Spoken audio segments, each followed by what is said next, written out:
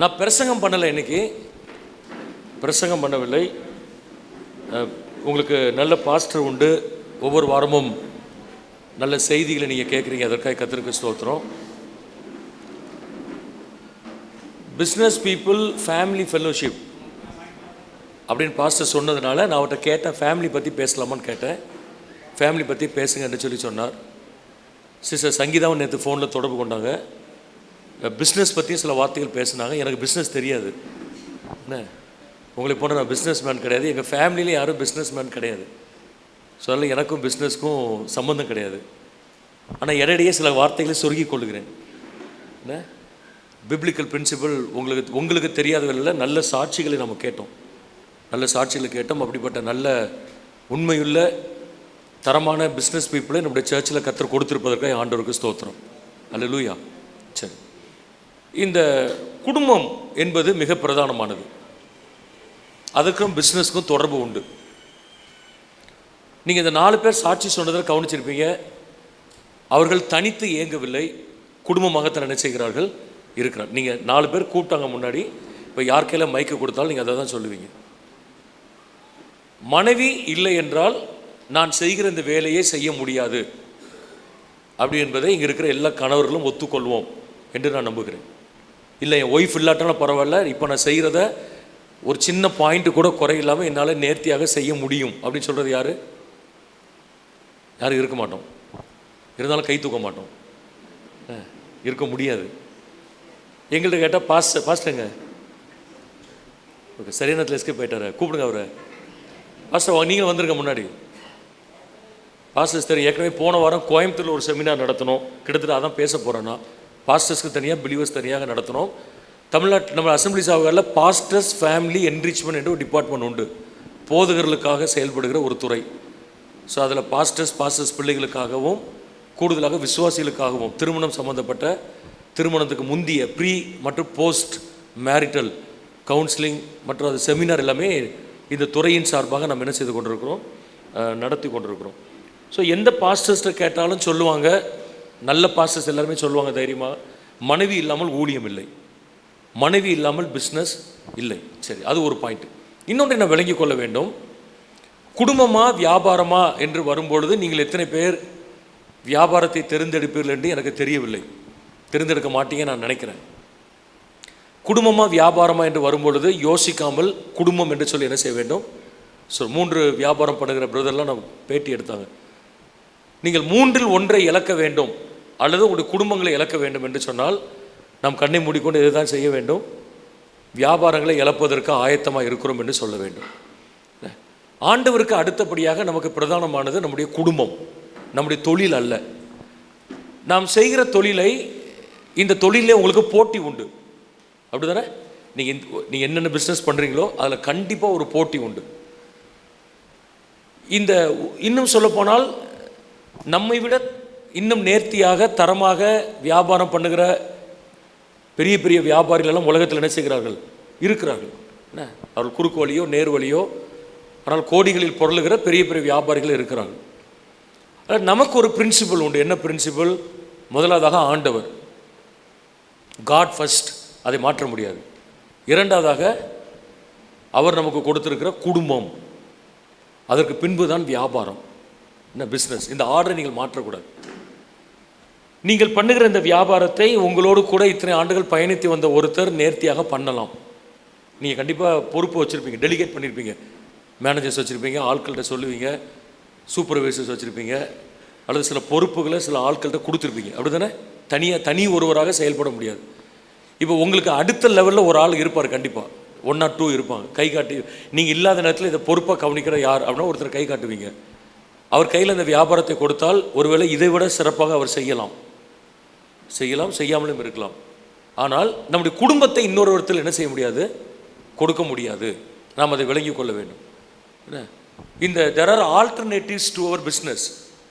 இப்போ நீங்கள் சிக்காயிட்டீங்க, படுத்துட்டீங்க, எந்திக்க முடியாது, கோமா, ஒரு எக்ஸாம்பிளுக்கு சொல்கிறேன், கோவிட் வந்தால் நிறைய பேர் பாதிக்கப்பட்டோம், முடியாது. அப்போ என்ன செய்கிறோம், செகண்ட் லெவலில் இருக்கிற ஆள்கிட்ட கொடுக்குறோம். அந்த பிஸ்னஸ் நடந்துகிட்டே இருக்கும், சர்ச் நடந்துகிட்டே இருக்கும், என்ன ஆஃபீஸில் இருக்க பொறுப்புகள் நடந்துகிட்டே இருக்கும். ஆனால் ஒரு கணவர் இல்லாமல், ஒரு தகப்பன் இல்லாமல், ஒரு மனைவி இல்லாமல் குடும்பம் என்ன செய்ய முடியாது, நடக்காது, நடக்க முடியாது, அல்லது நடக்கவும் கூடாது. ஸோ ஆகவே தான் இந்த ஆர்டர் முதலாவதாக நான் சொல்லுகிறேன். எல்லாவற்றையும் சொல்ல நமக்கு நேரம் இல்லை. நான் மனதில் இருக்கிற 2 குறிப்புகளை முக்கியமாக நான் வலியுறுத்த விரும்புகிறேன். அதுக்கு அடிப்படையானது இந்த order. God, family first. God, family, business. இந்த ஆர்டர் நீங்கள் என்ன செய்ய, எங்கேயாவது எழுதி ரவுண்ட் போட்டு வைத்துக்கொள்ளுங்கள். அதை நீங்கள் மறந்து விடக்கூடாது. சரி, இப்போ நான் வேகமாக ஒரு 10 கேள்வி கேட்க போகிறேன். நீங்கள் மார்க் போடணும். என்ன, வேகமாக 10 கேள்வி நீங்கள் தனித்தனியாக போடுங்க. ஃபேமிலி விட்டுட்டு வந்தவங்களும் நீங்கள் போடுங்க. வீட்டில் போய் உங்கள் ஒய்ஃபை போட சொல்லுங்கள். என்ன, 10 கொஸ்டின்ஸ். இதுக்கு மார்க் எப்படின்னா 1 to 5.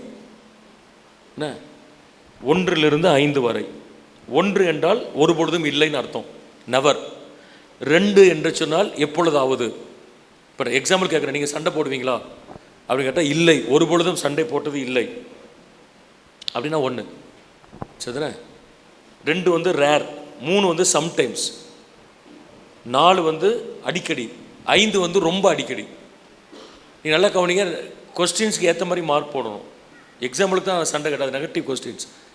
அதை மாதிரி கேள்விகள் இல்லை. நான் பாசிட்டிவாக தான் கொஸ்டின்ஸ் எல்லாம் இருக்கும். 50 மார்க் வரும் மேக்ஸிமம். நான் சொல்கிற மார்க்கிங் சிஸ்டம் விளங்கிடுச்சுல? என்ன, 1, 2, 3, 4, 5. இந்த 1 to 5 போடணும். ஜெனினாக போடுங்க. நிறைய பேர் நல்ல உண்மையான ஆன்சர்ஸ் இங்கே சொன்னாங்க. ஒரு 2 போட்டிருக்கோம், இதுக்கு ஒரு 3 போடுவோம், அப்படி போடக்கூடாது. என்ன, வரிசையாக 3 போட்டோம், ஒரு 4 போடுவோம் இதுக்கு, அப்படி மார்க்கிங் போடாமல் ஜென்யூனாக மார்க் போடுங்க. ஓகேவா? தனித்தனியாக போடுங்க. நம்பர் 1, பக்கத்தில் பார்க்கக்கூடாது. ஆமாம். How often do you pray and meditate together? நீங்கள் கணவன் மனைவியாக இணைந்து எந்த அளவுக்கு ஜெபிக்கிறீங்க, பைபிளை தியானிக்கிறீங்க? கணவன் மனைவியாக இணைந்து நீங்கள் ஜோம் பண்ணுறீங்களா, பைபிள் வாசிக்கலாம் நான் கேட்கல. How often do you pray and meditate together? இணைந்து எப்படி ஜோம் பண்ணுறீங்க? நாங்கள் இணைந்து ஜோம் பண்ணுறதே இல்லை அப்படின்னா 1 போடுங்க. எப்போதாவது ஜோம் பண்ணுவோம் 2. என்ன, ஓரளவு பரவாயில்ல, சம்டைம்ஸ் 3. அடிக்கடி ஜோம் பண்ணுற 4. எப்போவுமே இணைந்து ஜோம் பண்ணுறோம் 5. விளங்கிச்சா மார்க்கிங் சிஸ்டம்? ஓகேவா? முதல் கேள்வி, how often do you pray and meditate together? 2வது, இன்னும் உங்கள் மனைவி அல்லது கணவனுடைய ஆவிக்குரிய வாழ்க்கையின் வளர்ச்சிக்கு எந்த அளவுக்கு பங்களிப்பு செய்கிறீங்க? How much are you contributing to each other's spiritual life? உங்கள் ஒருத்தரோடு ஒருத்தரோட ஆவிக்குரிய வாழ்க்கையின் வளர்ச்சிக்கு எந்த அளவுக்கு பங்களிப்பு செய்கிறீங்க, உதவி செய்கிறீங்க? இப்போ ஒருத்தர் ஃபெய்த்தில் எங்கே இருப்பாங்க, ஹஸ்பண்ட் ஃபெய்த்தில் இருப்பார், ஒய்ஃப் இங்கே தான் இருப்பாங்க. ஸோ அந்த ஒய்ஃபை இந்த லெவலுக்கு கொண்டு வர என்ன கான்ட்ரிபியூட் பண்ணியிருக்கீங்க? இல்லை ஒய்ஃப் இங்கே ஜோம் பண்ணல, இந்த இடத்துல இந்த லெவலில் இருப்பாங்க, ஹஸ்பண்ட் இங்கே தான் இருப்பார். இவர் ஈக்குவலாக தூக்கிட்டு வர்றதற்கு என்ன பண்ணியிருக்கோம், எந்த அளவுக்கு கான்ட்ரிபியூட் பண்ணியிருக்கிறோம்? கேள்வி விளங்கிச்சா? கேள்வி விளங்கலாம், நீங்கள் திருப்பி கேட்கலாம். நம்பர் 3, அந்த ஃபெய்த்தை இன்க்ரீஸ் பண்ணுறதுக்கு கான்ட்ரிபியூஷன், நாட் மணி. இப்போ நான் நல்லா ஜோம் பண்ணுறேன், ஒய்ஃப் பண்ணலை அப்படின்னா என்னை போல ஒய்ஃபையும் ஜோம் பண்ண வைக்கிறதுக்கு நான் என்ன பண்ணியிருக்கிறேன்? அதை மாதிரி சரிதானே? கூட அது நிறைய காரியங்கள் ரொம்ப டீட்டெயிலாக போக வேண்டாம். அதாவது அவங்க லெவலை, ஃபெய்த்து, மெடிடேஷன், ஹோலினஸ், ஃபெய்த்ஃபுல்னஸ், இப்படி நிறைய ஆஸ்பெக்டில் கிட்டத்தட்ட ஒன்று போல் ஈக்குவலாக இருக்கணும்னு அவசியம் இல்லை, கிட்டத்தட்ட ஒன்றா போகணும். கம்பேட்டபிலிட்டின்னு ஒன்று இருக்குது. குதிரையும் சேர்ந்தால் தான் வண்டி ஓடும். குதிரையும் கழுதையும் போட்டால் வண்டி என்ன செய்யாது, ஓட்ட முடியாது. ஸோ அதனால் 2ஐயும் குதிரையாக்க என்ன முயற்சி பண்ணியிருக்கோம், அதான் பாயிண்ட். 3வது, how close to you feel to your partner? நீங்கள் எந்த அளவுக்கு நெருக்கமாக உணர்றீங்க? உணர்தல், ஃபீலிங். அப்படி ஒரு உணர்வே இல்லைன்னா 1 போட்டுக்குங்க, எழுதுங்க, மார்க் போடணும். 2 பேரும் போடணும். நீங்களும் போடுறீங்களா, அவர்கிட்ட சொல்லி போடுறீங்களா? இல்லை, தனித்தனியாக போடணும். சில பேர் இந்த வேலையும் ஒய்ஃப்ட்டை கொடுத்துடக்கூடாது, ஹஸ்பண்டை கொடுத்துடக்கூடாது, தனித்தனியாக போடுங்க. ஏன்னா உங்கள் ஸ்கோர் ஒன்று பார்க்கணும், உங்கள் ஸ்கோர்னு ஒன்று இருக்குது. எந்த அளவுக்கு நெருக்கமாக உணர்றீங்க? ஹஸ்பண்ட் ஒருவேளை 4ன்னு போடலாம், ஒய்ஃப் 2 தான் போடலாம். அதுக்கு தான் நான் கேட்குறேன், அந்த க்ளோஸ்னஸ் எந்த அளவு இருக்குன்னு பார்க்கணும். 4, how flexible are you in your marital relationship? எந்த அளவுக்கு திருமண உறவில் வளைந்து கொடுக்குறீங்க? எந்த அளவுக்கு வளைந்து கொடுக்குறீங்க?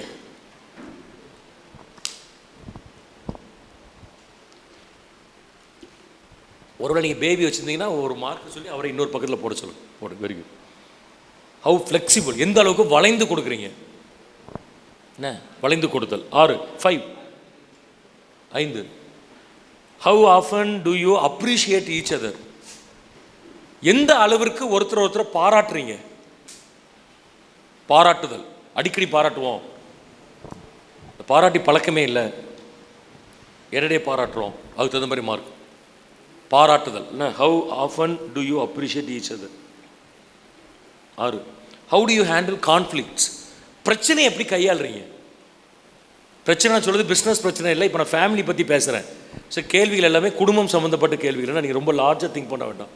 உங்கள் பிஸ்னஸ் உலகம் அதுக்குள்ளே போக வேண்டாம். நீங்கள் திங்க் பண்ண வேண்டியது ஃபேமிலி. குடும்பத்தில் சண்டை வரும்போது எப்படி ஹேண்டில் பண்ணுறீங்க, கரெக்டாக பண்ணுறீங்க, இல்லை எனக்கு பண்ண தெரில, அல்லது இன்னும் கொஞ்சம் சிக்கலாக்கிடுறேன், அதுக்கு தகுந்த மாதிரி மார்க் போடுங்க. 7. How often do you share events, நிகழ்வுகளை எந்த அளவுக்கு பகிர்ந்து கொள்றீங்க. ஒருத்தருக்கு ஒருத்தர் நிகழ்வுகளை எப்படி பகிர்ந்து கொள்றீங்க. இன்னைக்கு என்ன நடந்தது, 2 நாளைக்கு முன்னாடி என்ன நடந்தது அப்படிங்கிற ஷேரிங் உங்களுக்குள்ளே இருக்கா, அதுக்கு ஒரு mark. 8. How do you express your love, உங்கள் அன்பை எந்த அளவுக்கு வெளிப்படுத்துறீங்க. பிரதர் அழகாக சொன்னாங்க, அன்பு நான் பண்ணுறது எல்லாமே ஃபேமிலிக்கு தான் சொன்னார், அது சூப்பர். ஆனால் இப்போ அதை தாண்டி ஒரு கேள்வி, ஹவு டு யூ எக்ஸ்பிரஸ், அது எப்படி தெரியும் உங்கள் ஒய்ஃபுக்கு நீங்கள் நேசிக்கிறீங்கன்னு பிள்ளைக்கு எப்படி தெரியும். அந்த எக்ஸ்பிரஷன் எந்த அளவுக்கு இருக்குது, நல்லா இருக்கா, மீடியமாக இருக்கா, மோசமாக இருக்கா, அதுக்கு ஒரு மார்க். 6. 9.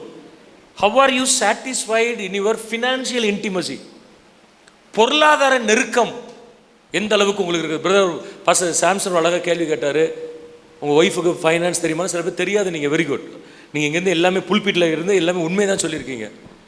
பட் ஃபினான்ஷியல் இன்டிமசின்னு ஒன்று இருக்குது, பொருளாதார நெருக்கம், அது எந்த அளவுக்கு இருக்குது, அதுக்கு ஒரு மார்க். என்ன பொருளாதாரம். கடைசியாக how is your satisfaction level in your physical union, sexual life, உங்களுடைய பாலியல் உறவுகளில் எந்த அளவுக்கு உங்களுக்கு திருப்தி இருக்கிறது, அதுக்கு ஒரு மார்க்.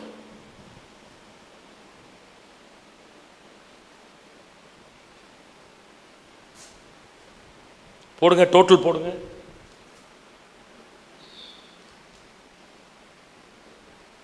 டோட்டல் போடுங்க. போட்டிங்களா? இப்போ என்ன செய்யணும், ஹஸ்பண்ட் ஒரு ஸ்கோர் வரும், ஒய்ஃப்க்கு ஒரு ஸ்கோர் வரும், ரெண்டையும் கூட்டி 2ஆக டிவைட் பண்ணி ஒன்று வச்சுக்கோங்க. 40 30 அப்படின்னு வந்திருக்குன்னா 70 டிவைட் பை 2 35.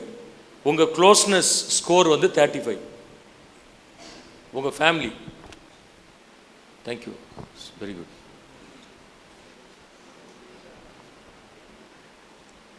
$45 மேலே யார் வாங்கியிருக்கீங்க?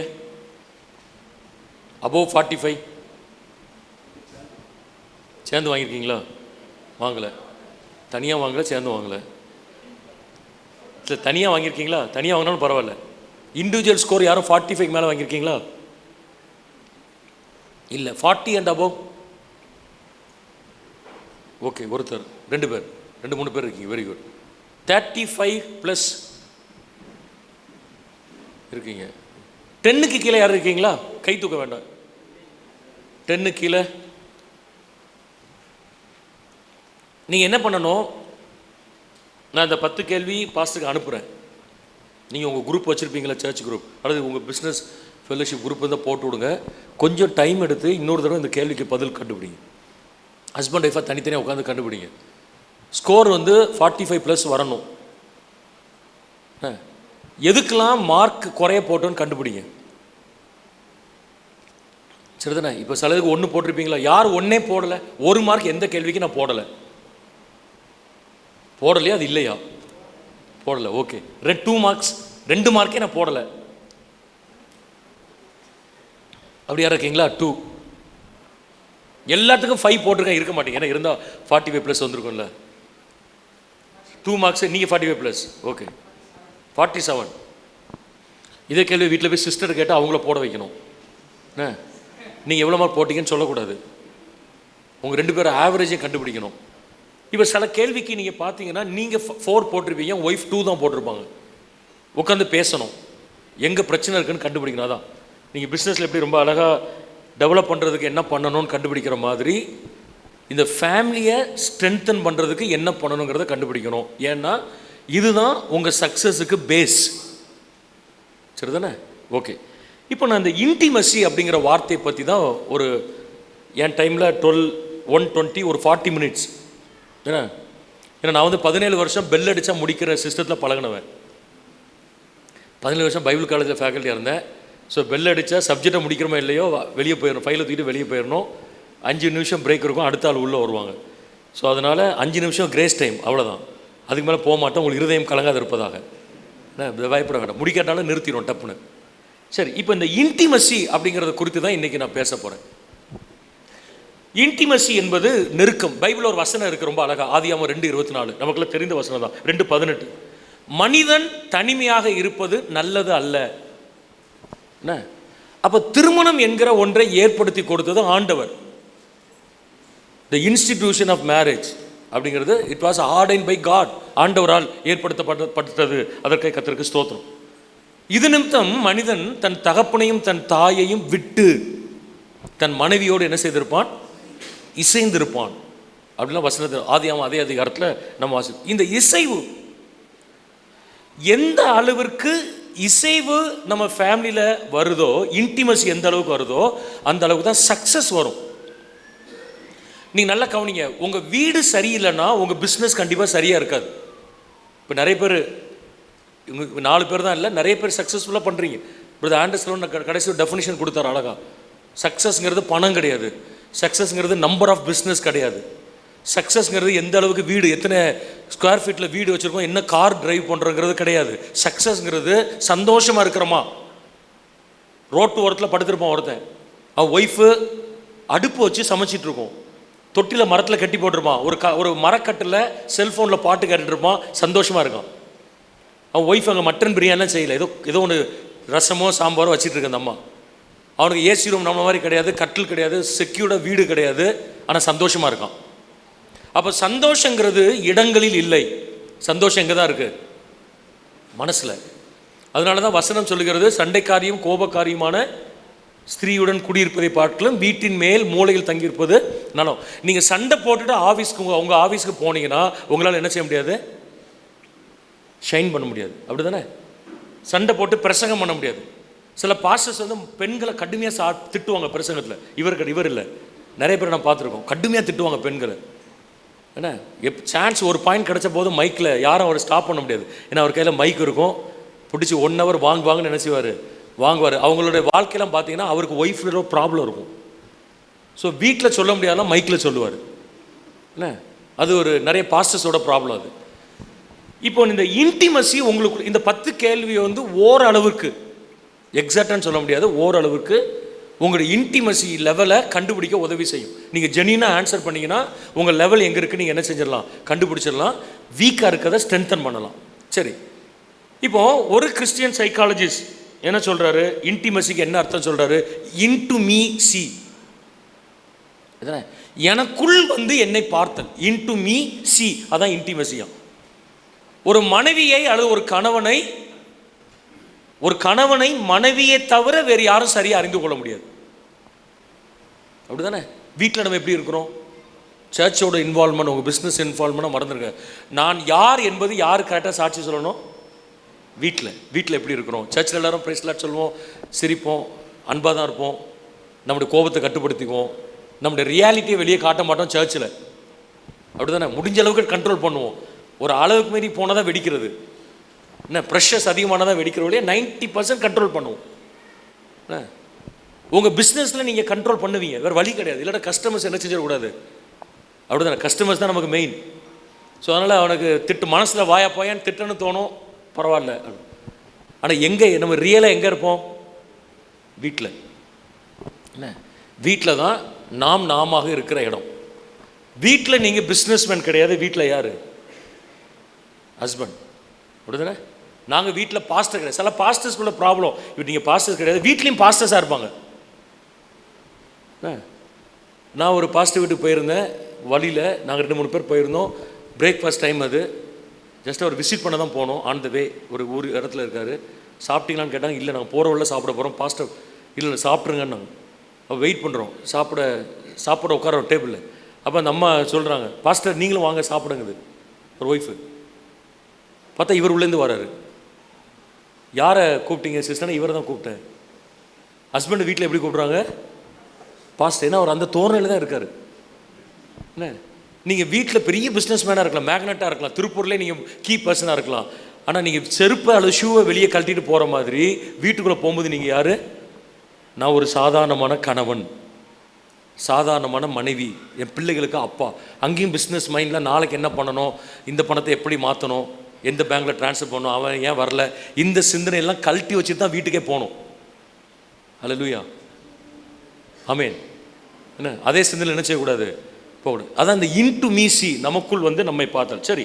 இப்போ 2 இன்டிமசியில் நிறைய ஏரியா உண்டு. பல நாட்கள் பேசலாம். 40 நிமிஷத்தில் ரொம்ப பேச முடியாது. ஆனால் 2 ஏரியாவை கண்டிப்பாக டச் பண்ணணும். ஒன்று ஸ்பிரிச்சுவல் இன்டிமசி, இன்னொன்று எமோஷனல் இன்டிமசி. இந்த 2ஐயும் நீங்கள் கொஞ்சம் கரெக்ட் பண்ணிட்டீங்கன்னா ஒரு 70% கரெக்ட் ஆகிடும். என்ன, இந்த 2ஐயும் நீங்கள் கரெக்ட் பண்ணணும். முதல்ல ஸ்பிரிச்சுவல் இன்டிமசி, ஆவிக்குரிய நெருக்கம். நீங்கள் பிரதர் அழகாக சொன்னாங்க, நான் சேர்ந்து ஜோம் பண்ணுவோம். பாருங்கள், ஒரு 4 பாயிண்ட் வேகமாக முதல் குறிப்பில் நான் சொல்கிறேன். How to develop spiritual intimacy. ரொம்ப சிம்பிள். ஆவிக்குரிய நெருக்க வருவதுக்கு என்ன பண்ணணும்? முதல்ல என்ன பண்ணணும்? நம்பர் 1 என்னன்னா, get connected in your spirit. ஆவியில் முதல்ல இணையணும். ஆவியில் இணைதெல்லாம் என்னது நமக்கு வெளியே தெரியாது. நமக்குள்ள ஒரு ஸ்பிரிட் இருக்குது. எப்படி ஒரு ஃபிசிக்கல் ஸ்ட்ரக்சர் இருக்கோ அது போல் மனிதனுக்குள்ள ஆவின்னு ஒன்று இருக்குது. ஆத்மா ஆவின்னு ஒன்று, இன்னர் மேன் அப்படின்னு சொல்கிறோம். கனெக்ஷன் எங்கே வரணும்? அந்த இன்னர் மேனில் வரணும். அதனால தான் கல்யாணத்தன்னைக்கு கை பிடிச்சிட்டு நம்ம பாஸ்டர் சொல்ல ஒரு சர்ச்சில் உங்களுக்கு நடந்திருந்தால் சொல்லியிருப்பீங்க, வாழ்விலும் தாழ்விலும் சுகத்திலும் துக்கத்திலும் மரணம் நம்மை பிரிக்கிற வரை. அப்படி தானே சொன்னோம். உன்னை நேசிக்கவும் ஆதரிக்கவும் காப்பாற்றவும். அப்போ அது வந்து ஒரு கனெக்ஷன், ஒரு கவனன்னு சொல்கிறோம்.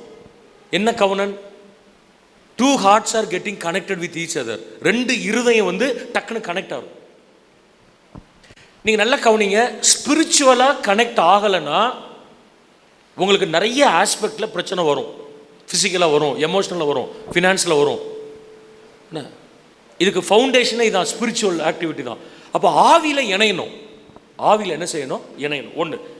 இந்த ஆவியில் இணையதுக்கு தான் என்ன பண்ணணும்? 2வது குறிப்பாக நான் சொல்கிறேன், ஸ்பிரிச்சுவல் ஆக்டிவிட்டிஸ் உங்களுக்கு வேணும். கம்பைன்ட் ஸ்பிரிச்சுவல் ஆக்டிவிட்டி, இணைந்து செய்யும் செயல்கள். இப்போ நீங்கள் எத்தனை பேர் சேர்ந்து ஜோம் பண்ணுறீங்க? ஹஸ்பண்ட் ஒய்ஃபா 5 மார்க் போட்டது யாரும் இருக்கீங்களா? போதும், 1 போதும். பாஸ்டர் கணக்கு யாரும் டயபெட்டிக் டீ வேணுன்னா வாங்கி குடிச்சுக்கோங்க. 5 மார்க் சேர்ந்து ஜோம் பண்ணுறீங்க, நீங்களும் ஒய்ஃபும். Very good. சேர்ந்து ஜோம் பண்ணுறீங்களா டெய்லி? Very good, super. நிறைய பேர் இருக்கீங்க. இப்போ நான் கேட்குறது ஃபேமிலி ப்ரேயர் கேட்கல. ஒரு பாட்டு பாடி ஒரு பைபிள் வாசித்து பிள்ளைகள் உட்காந்து, அது ஃபேமிலி ப்ரேயர். இப்போ நான் கேட்குறது, நீங்கள் 2 பேர் மட்டும் உட்காந்து ஒரு 10 நிமிஷமாவது ப்ராக்டிஸ் பண்ணி பழகுங்க. ஒரு ஜஸ்ட் ஒரு 10 நிமிஷம், 1 மணி நேரம்லாம் நான் சொல்லலை. நீங்கள் இருக்கிற பிஸியில் 1 மணி. ஆண்டர்சன் அழகாக சொன்னீங்க, 4-5 தடவை பிரித்து ஜோம். ஃபைன். ஜெபங்கிறது நமக்கு ஆண்டருக்கும் உள்ளது. அது யாரும் ஜட்ஜ் பண்ண முடியாது. 4 மணிக்கு எழுந்து ஜோம் பண்ணுற ஒருத்தருக்கு 6 மணி வரை தூங்குற ஆளை பார்த்தா பாவியாக தெரியும். என்ன, ஆனால் அவர் உள்ள நைட்டு 12:30 மணி வரை ஜோம் பண்ணிட்டு படுத்துருக்கலாம். ஸோ ப்ரேயருங்கிறது இந்த பர்சனல் டச் வித் காட். அதை யாருமே என்ன செய்ய முடியாது, ஜட்ஜ் பண்ண முடியாது. ஆனால் நீங்கள் ஒரு 10 நிமிஷமாவது டெய்லி ஜோம் பண்ணணும். ஒரு டைம் குறிங்க, 2 பேரும் டிஸ்கஸ் பண்ணி ஃபேமிலி வந்தவங்க ஒரு 10 நிமிஷம் குறிங்களா. 10 நிமிஷம் கூட கண்டுபிடிக்க முடியாத அளவுக்கு நீங்கள் பிஸ்னஸ் பீப்புளாக இருக்கக்கூடாது. நான் சொல்கிறது டெய்லி 2 பேரும் apart from your personal prayer. அதை நான் டச் பண்ணலை. நீங்கள் காலைல எழுந்திரிச்சு 3 மணி நேரம்னாலும் ஜோம் பண்ணுங்க, 10 மணி நேரம் பைபிள் வாசிங்க. அதுக்குள்ளே நான் போகலை. இப்போ நான் என்னுடைய ஃபோக்கஸ் வந்து இன்டிமசி, ஸ்பிரிச்சுவல் இன்டிமசி.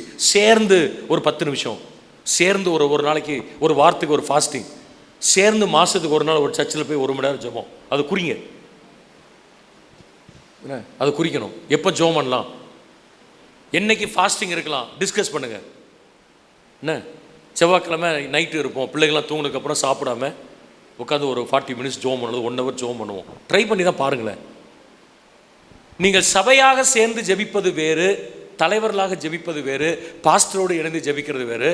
ஆனால் அதெல்லாம் தாண்டி ரொம்ப முக்கியமானது கணவன் மனைவியாக ஜெபம். கணவன் மனைவியாக ஜெபம். அதான் குடும்பங்கள் ஆசீர்வதிக்கப்படும். சரிதானே? இணைந்து ஜெபித்தல், இணைந்து வேதத்தை தியானம். ஒரு சாப்டர் வாசித்து 2 பேரும் வாசிங்க, தனித்தனியாக வாசிங்க ஒரு இடத்துல உட்காந்து. அந்த சாப்டரில் கர்த்தர் உங்களுக்கு என்ன பேசினாலும் உங்கள் ஒய்ஃப்ட்ட சொல்லுங்கள். உங்கள் ஒய்ஃப்ட்ட என்ன பேசினாலும் நீங்கள் கேளுங்க.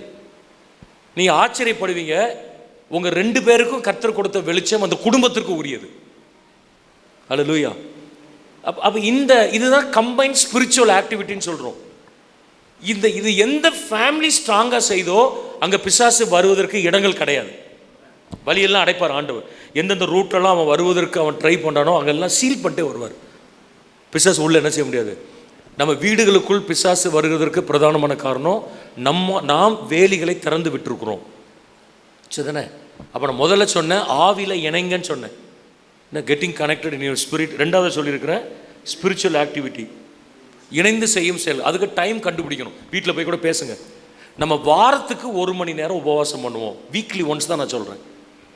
மந்த்லி ஒன்ஸ் ஒரு 2 மணி நேரம் தனியாக உட்காந்து ஜோம் பண்ணி பாட்டு பாடி உங்கள் பிஸ்னஸ்லாம் கொஞ்சம் தள்ளி வச்சுட்டு, ஈவன் நைட்டாக கூட இருக்கலாம். டைம் அதான் உங்களுக்கு ஃபிக்ஸ் பண்ணுது. ஃப்ளெக்சிபிள் டைமை ஃபிக்ஸ் பண்ணுங்கள். கரெக்டாக இந்த நேரத்தில் தான் பண்ணணும்னு அவசியமே கிடையாது. அது ஈவன் 12 to 2 கூட இருக்கலாம், 3 to 4 இருக்கலாம் ஏர்லி மார்னிங். இந்த 24 hours ப்ரேயர்லாம் பார்க்குறோம். எங்களுக்கு Friday to Saturday 24 hours prayer உண்டு. 12 to 12. சர்ச்சுக்கெலாம் வர வேண்டாம், வந்தால் பரவாயில்ல, வீட்டில் இருந்தே ஜோம் பண்ணுங்க. சில பேர் நைட்டு 2 மணி 3 மணிக்கெலாம் டைம் கொடுத்துருக்காங்க. 2 to 3 ஒரு ஃபேமிலி ஜோம் பண்ணுறாங்க. என்ன அப்போ நம்ம இந்த டைமில் ஜோம் பண்ணால் தான் கர்த்தர் கேட்பார். இல்லை, ஆண்டவருக்கு வந்து 24/7 எப்போ ஜோம் பண்ணாலும் கர்த்தர் கேட்பார். அல்லேலூயா. ஸோ நமக்கு கன்வீனியன்ட்டான ஒரு டைமை கண்டுபிடிச்சி ஒரு ஜெபம், ஒரு மெடிடேஷன், ஒரு சர்ச் கம்பைன் ஆக்டிவிட்டீஸ், ஒரு ஃபாஸ்டிங், இப்படிலாம் நம்ம பண்ணணும். சரி, 3வது ஃபஸ்ட்டு குறிப்பில் 3வது சொல்கிறேன். எல்லா close up all strong holds. நான் ரொம்ப வசனம்லாம் போய் பேச டைம் இல்லை. மார்க் 10 வாசிக்கிறோம். பலவானை முந்தி கட்டுதல், அதை பண்ணணும். நீங்கள் உணர்ந்து கொள்றீங்களோ இல்லையோ, ஸ்பிரிச்சுவல் வார்ஃபேர் அப்படின்னு ஒன்று இருக்குது. ஸ்பிரிச்சுவல் வார்ஃபேர் ஒன்று இருக்குது. இந்த ஆவி மண்டலத்தில் ஒரு சண்டை போயிட்டே இருக்குது. இந்த பட்டணத்தில் ஆயிரக்கணக்கான பிஸ்னஸ் பீப்புள் இருக்கலாம். அவங்க மேலே பிசாசு கை வைக்க மாட்டான், நம்ம மேலே தான் கை வைப்பான். அல்லது இந்த சர்ச்சுக்கே பட்டும் பணமாக வந்துட்டு போகிற ஒரு க்ரௌட் இருக்கும், சண்டே க்ரௌடு இருக்கும். அப்படி தானே? சண்டே 3 சர்வீஸாக 4? காலையில் மட்டுமே 4? 4 ஈவினிங் சேர்த்து 4. ஆமாம், 4 சர்வீஸ் வர்ற கூட்டம் சண்டே கிறிஸ்டியன்ஸ். அதில் பொறுக்கி எடுத்து வந்தது தான் நீங்கள். லீடர்ஷிப் அப்படின்னா கொஞ்சம் தான் இருக்கும். அப்படி தானே? எல்லா சர்ச்சையும் தான். உலகத்தில் எங்கே போனாலும் அதான் ஃபேக்ட். ஆக்டிவாக இருக்கிறது ஸ்மால் க்ரௌடு தான். இந்த சண்டே கிறிஸ்டியன்ஸை பிசாசை டச் பண்ண மாட்டான். ஆக்டிவாக இருக்கிறோம் நம்ம மேலே தான் டச் பண்ணுவான். என்ன, நம்மளை பின்வாங்க வைக்க வேண்டும் என்பது அவனுடைய திட்டம். ஸோ நிறைய பிரச்சனை, நெருக்கம், அழுத்தம், ப்ரெஷர், ஸ்ட்ரெஸ்ஸு, டிப்ரெஷன்ஸ், இப்படி எல்லாமே வரும். நம்மளை அழுத்தி நம்மளை ஓட வைக்கணும்னு நினைக்கிறது அவனுடைய வேலை. அப்போ முதல்ல நீங்கள் என்ன பண்ணணும்? அவனை கட்டணும். அல்லேலூயா. பிசாசை என்ன செய்யணும்? பிசாசை கட்டுறதுக்கு அல்லது பிசாசை ஓவர் கம் பண்ணுறதுக்கு ரொம்ப சிம்பிள் வழி என்னன்னு சொன்னால் ஜெபம் மட்டும்தான், வேறு ஒன்றுமே கிடையாது. நம்ம திறமைகளில், பதவிகளில், பணங்களில் அவனை என்ன செய்ய முடியாது? அவனை ஜெயிக்க முடியாது. அவனை ஜெயிக்கிற ஒரே ஒரு இடம் முழங்கால் மாத்திரம்தான். ஒரு ஆமென் சொல்லி சொல்லாமா? அதில் தான் அவனை ஈஸியாக ஜெயிக்கலாம். ஸோ அப்போ அவன் இல்லாட்டி என்ன பண்ணுவான்? சண்டை வரும், அன்ஃபர்கிவ்னஸ் வரும், மன்னிக்க முடியாது, கசப்பு வரும், எரிச்சல் வரும், கோபம் வரும், வாக்குவாதம், ஆர்கியூமெண்ட்ஸ் வரும். அப்போ நீங்கள் கவனிக்கணும், ஏன் எனக்கு என் ஒய்ஃபுக்கு இந்த ஏரியாவில் சண்டை வருதுன்னா நீங்கள் விளங்கி கொள்ளணும், அந்த ஏரியாவில் பிசாசு கிரியை செய்கிறான்னு அர்த்தம். நீங்கள் அப்படி பாருங்கள். அடுத்த தடவை இப்போ எனக்கு ஒய்ஃபுக்கு சண்டை வருது, ஓகே, இதுக்கு பின்னாடி பிசாசு இருக்கிறான், அவனுக்கு நம்ம இடம் கொடுக்கக்கூடாது அப்படி நீங்கள் நினச்சிட்டிங்கன்னா சண்டை வராது. இல்லைன்னா அவன் ஆயில் ஊற்றிட்டே இருப்பான். பிரச்சனை என்ன செஞ்சுட்டே இருக்கும்?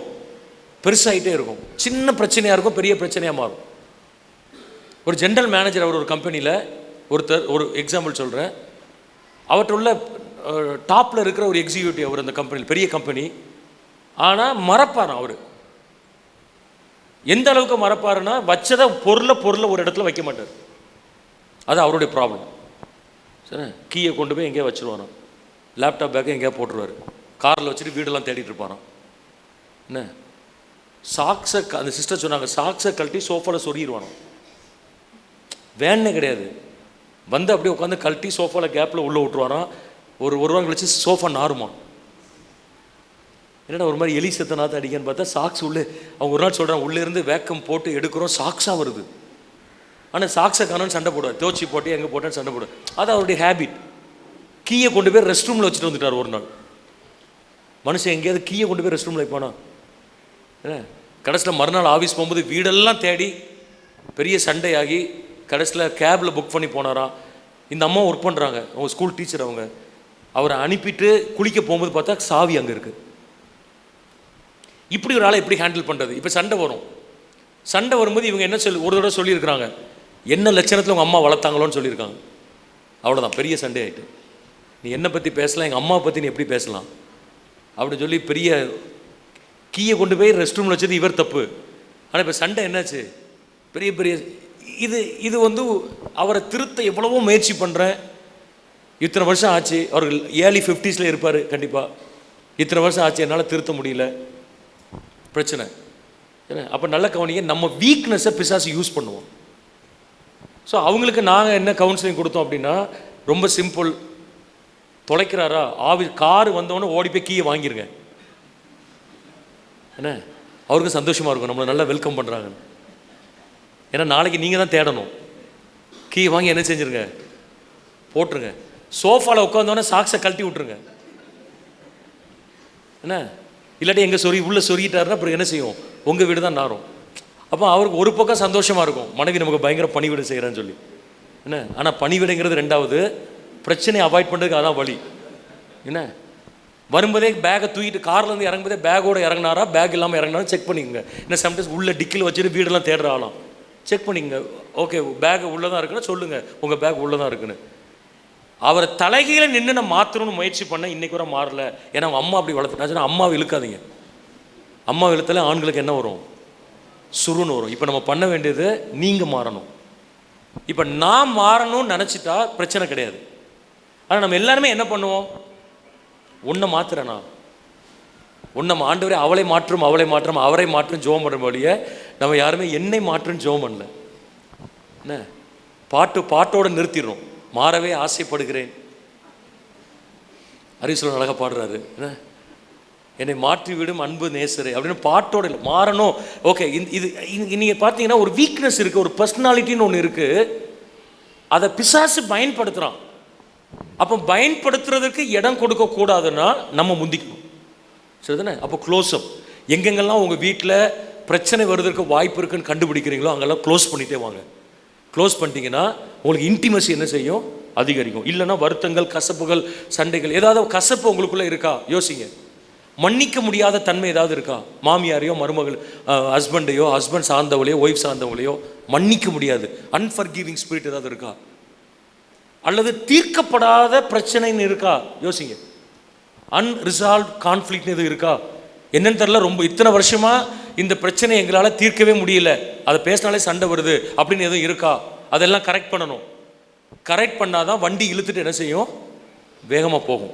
நாலாவது, ஃபர்ஸ்ட் பாயிண்டில் நாலாவது ஒன்று சொல்கிறேன், கிரைஸ்ட் சென்டர்ட் ஃபேமிலியாக இருக்கணும். கிறிஸ்துவை மையப்படுத்துகிற குடும்பங்கள், சரிதானே? பாருங்கள், கிறிஸ்துவை மையப்படுத்து. இப்போ நீங்கள் சொன்னீங்க, நீங்கள் எந்த அளவுக்கு உண்மையாக இருக்கிறீங்க, கரெக்டாக சொன்னாங்க, நிறைய பேர் ஓப்பனாக சொன்னாங்க. கிறிஸ்துவை மையப்படுத்துதல் என்னது, கிறிஸ்டியன் வேல்யூஸ்னு ஒன்று இருக்குது, அப்படி தானே? உலகத்தில் பிஸ்னஸ் பண்ணுற ஆட்களுடைய கோல் என்னதான் இருக்கணும், சக்ஸஸ். அந்த சக்ஸஸ் எப்படி போகணும், சக்ஸஸ் தான் கோலாக இருக்கும் ஒழிய அந்த போகிற ப்ராசஸை பற்றி கவலைப்பட மாட்டான். ஷார்ட்கட்டில் போகலாம், ஏமாற்றலாம், என்ன யாரையும் வஞ்சிக்கலாம், காசு கொடுக்க வேண்டிய இடத்துல கொடுக்கலாம், காம்ப்ரமைஸ் பண்ணலாம். இப்படி பண்ணால் தான் இந்த உலகத்தில் என்ன செய்ய முடியும், இருக்க முடியும். ஸோ நம்ம இந்த ஃபீல்டில் டாப்பில் வரணும், அதுதான் கோலாக இருக்க முடியும். நம்ம கோல் என்னதுன்னா ப்ராசஸ், சக்ஸஸ் கிடையாது. இந்த ப்ராசஸ் சரியாக இல்லாட்டி மேலே கொண்டு போக மாட்டார் ஆண்டவர், அப்படி தானே? உங்களுக்கு தெரியும், கள்ளத்தராசு கர்த்தருக்கு பரிபூர்ண உண்மையுள்ள மனுஷன் நீ கண்டாயனால் அவன் ராஜாக்களுக்கு முன்பாக என்ன செய்வான். ஸோ ஆண்டவர் வந்து கோலை பார்க்கல, அவர் ப்ராசஸை பார்க்குறார். எந்த ரூட்டில் நீ போகிற, அதான் கிறிஸ்டியன் வேல்யூஸ். என்ன பிள்ளைகளுக்கு எதை கற்றுக் கொடு? கிறிஸ்டியன் வேல்யூஸ், கிறிஸ்டியன் எத்திக்ஸ்னு ஒன்று இருக்கா? எனக்கு பணம் இருக்குது, ஆனால் நீ என்ன, உனக்கு என்ன விரும்புறியோ நான் வாங்கி தரேன், அதுங்கிறது அகேன்ஸ்ட் கிறிஸ்டியன் பிரின்சிபிள். எனக்கு என்ன முடியுமோ அப்படிங்கிறது இல்லை, உன் மெரிட்டுக்கு என்ன கிடைக்கோ அதை படி. நீட் படிக்கிறோம், நம்ம பிள்ளைலாம் நீட் படிக்குங்க, எல்லாரும் டாக்டர்னு அவசியம் கிடையாது. என்ன சில பேர் 2 அட்டெம்ப்ட் ஆகி கடைசி என்ன பண்ணுவாங்க, 20 லட்சம் கொண்டு போய் ப்ரைவேட் காலில். எனக்கு ஒரு டாக்டர் தெரியும், அவன் எம்பிபிஎஸ் படித்தான், இப்போ காசு கொடுத்து தான் வாங்கினார். படித்து முடிச்சுட்டு அவன் ஃபைனல் ஹவுஸ் சர்ஜன்சி பண்ணும்போதே அவனுக்கு ஒரு 75 லட்சம் கொடுத்து, நம்ப மாட்டீங்க, 75 லட்சம் கொடுத்து ஒரு ஸ்பெஷாலிட்டி கோர்ஸ் சீட் வாங்கி வச்சுட்டார். அவன் அதையும் படித்து முடித்து டாக்டராக இருக்கிறான் அன்றைக்கி. அப்போ அவன் கணக்கு போடுறான், கிட்டத்தட்ட 2.5-3 கோடி இந்த 8-9 வருஷத்தில் ஸ்பெண்ட் பண்ணியிருக்கிறோம். அவன்கிட்ட வந்து சர்வீஸை நீங்கள் எதிர்பார்க்க முடியுமா? கொஞ்சம் கூட எதிர்பார்க்க முடியாது. சும்மா நெஞ்சு வலிக்கினாலே அவ்வளோத்தையும் எழுதுவான், எம்ஆர்ஐலேருந்து எல்லாத்தையும் எழுதுவான், எக்கோ, ட்ரெட்மில், என்னென்னலாம் உண்டோ. ஏன்னா அவன் மைண்ட் எல்லாம் ஏர்ன் பண்ணணும், இவ்வளோ ஸ்பெண்ட் பண்ணியிருக்கிறோம். என்ன அப்போ அவனுக்கு என்ன சொல்லியிருக்கு? இவர் கிறிஸ்டியன் டாக்டர், இவர் என்ன சொல்லியிருக்கணும்? உன் மார்க்குக்கு என்ன கிடைக்குதோ அதை படி, அதான் கர்த்தர் உனக்கு வச்சிருக்குது. வேணா இன்னொரு அட்டம் பண்ணு, தப்பு கிடையாது. அதை மீறி என்ன செய்யாத நீ ஷார்ட். இப்போ தப்பு அவன் கிடையாது, தப்பு யார் தான்? இவர் தான். இவர் என்ன பண்ணியிருக்காரு?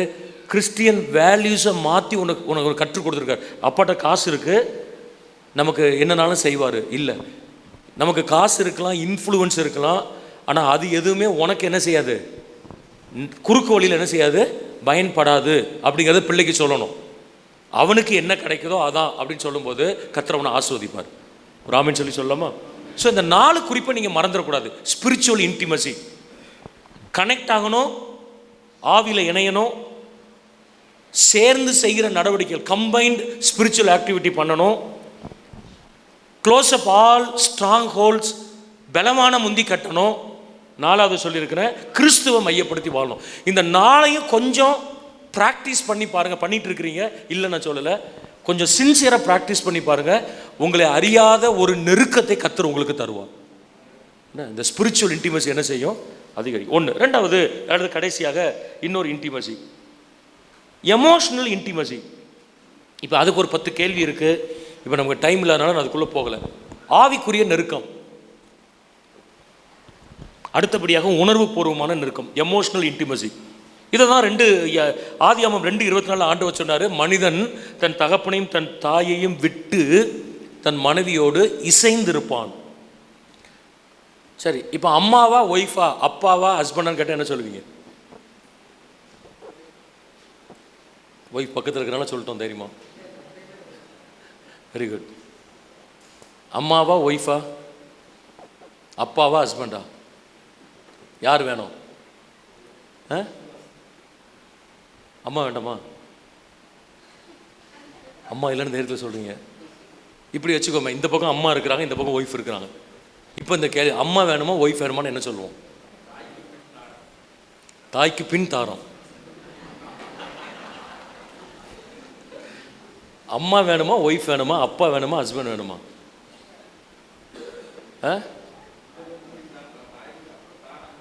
இல்லை, பதில் டைரெக்டாக சொல்லணும். அப்போ அம்மா வேண்டாமா?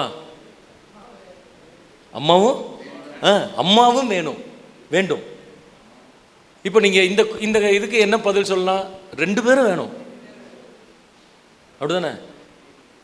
82 வயசு ஆண்டி சொன்னாங்க வயசு. இப்போ உங்கள் பையன்ட்டு போய் உங்களுக்கு அம்மா வேண்டாம்னா எவ்வளோ வருத்தப்படுவாங்க, எவ்வளோ கஷ்டப்பட்டு வளர்த்துருப்பாங்க, எவ்வளோ தியாகம் பண்ணியிருப்பாங்க. ஈஸியாக தூக்கி போட்டு போயிட்டியாடா, ஒன்று பெற்றதுக்கு ஒரு எருமை மாடியாவது பெற்றுருக்கலாம், அதாவது கடைசி வரை பாலாவது கொடுத்துருக்கோம், நாய் வளர்த்தா நன்றியாவது இருந்திருக்கும்.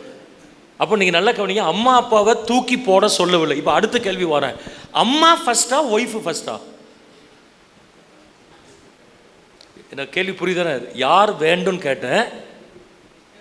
இப்போ ஒய்ஃபை விட்டுட்டு வந்தவங்களாம் தைரியமாக ஒய்ஃபுன்னு அம்மான்னு சொல்லலாம், ஒய்ஃபுன்னு சொல்லலாம். பக்கத்தில் ஒய்ஃபை வச்சுட்டு நம்ம வேண்டான்னு சொல்ல முடியாது, 2 பேரும் வேண்டும், ஃபேக்டாக தான்.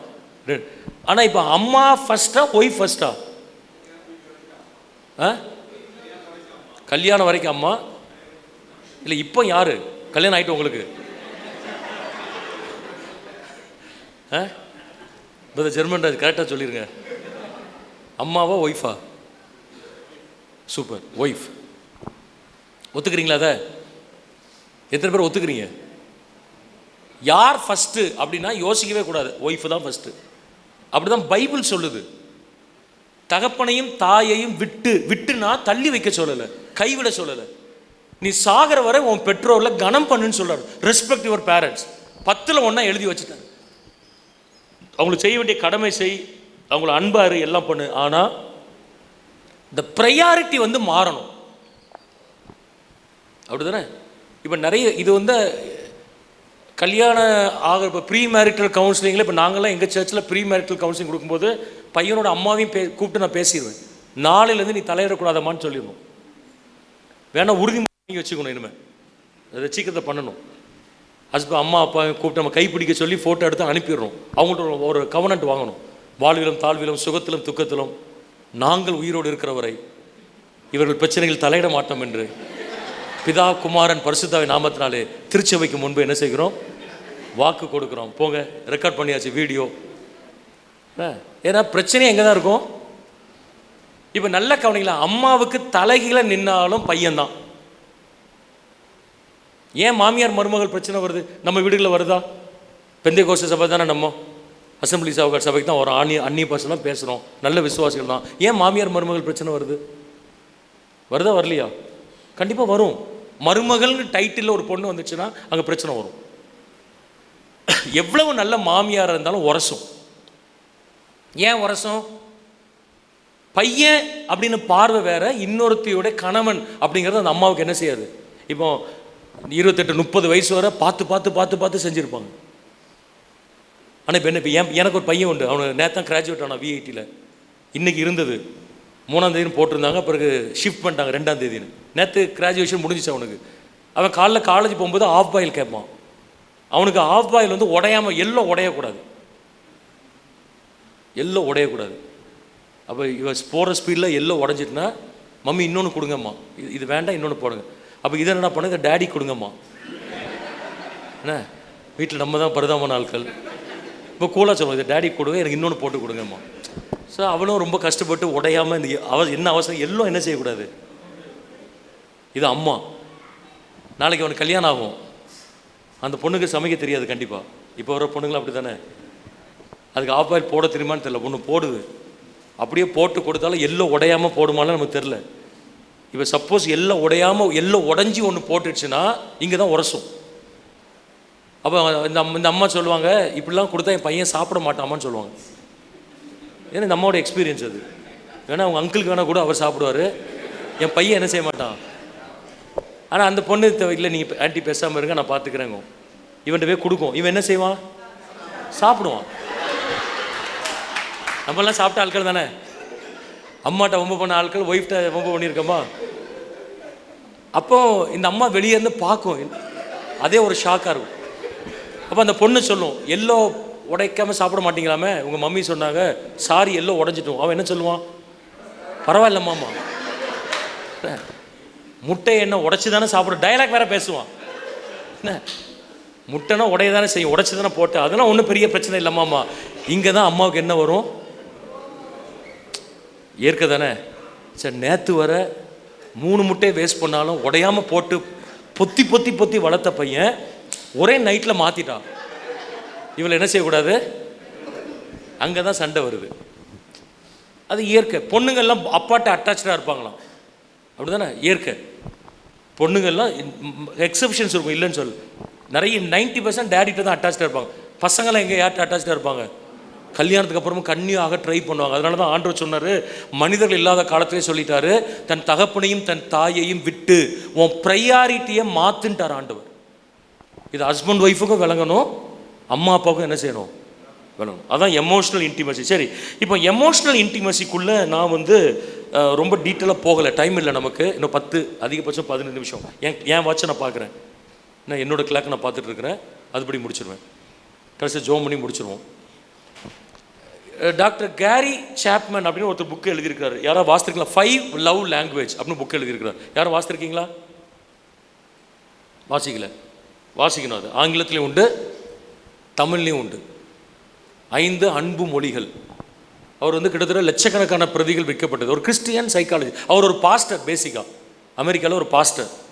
மேரிட்டல் கவுன்சிலர் 5 லவ் லாங்குவேஜ் அப்படின்னு ஒரு புக்கு எழுதியிருக்காரு. அதை மட்டும்தான் சொல்ல போனேன். இப்போ 5 நீங்கள் செய்ய வேண்டிய 5 காரியங்கள், சரிதானே?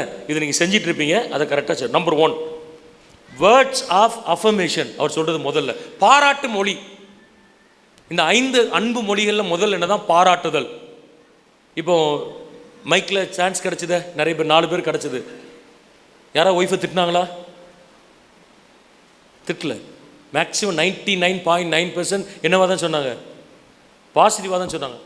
இப்போ என்னுடைய கேள்வி வந்து, நீங்கள் எத்தனை தடவை டைரெக்டாக உங்கள் ஒய்ஃப்கிட்ட சொல்லியிருக்கீங்க? சாப்பிடும்போது உப்பு இல்லைன்னு சொல்லியிருக்கோம். உப்பு இல்லைன்னா பெரிய, அது என்ன இன்டர்நேஷனல் ப்ராப்ளம். உப்பு இல்லைன்னா உப்பு போட வேண்டியதான். உப்பு அதிகமாகிடுச்சுன்னா என்ன பண்ணுறது? வெந்நி ஊற்ற வேண்டியதான். எல்லாத்துக்கும் சொல்யூஷன் உண்டு.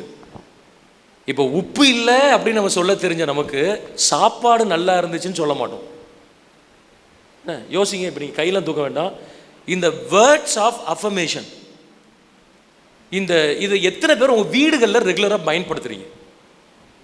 பாராட்டுதல், அதை யோசிக்கணும். என்ன அவர் சாப்மன் சொன்னது ஓகே. இன்னொரு கிறிஸ்டியன் சைக்காலஜிஸ்ட் சொல்கிறாரு, ஒய்ஃபை வந்து பாராட்டணுமா, கணவனை வந்து மெச்சி கொள்ளணுமா?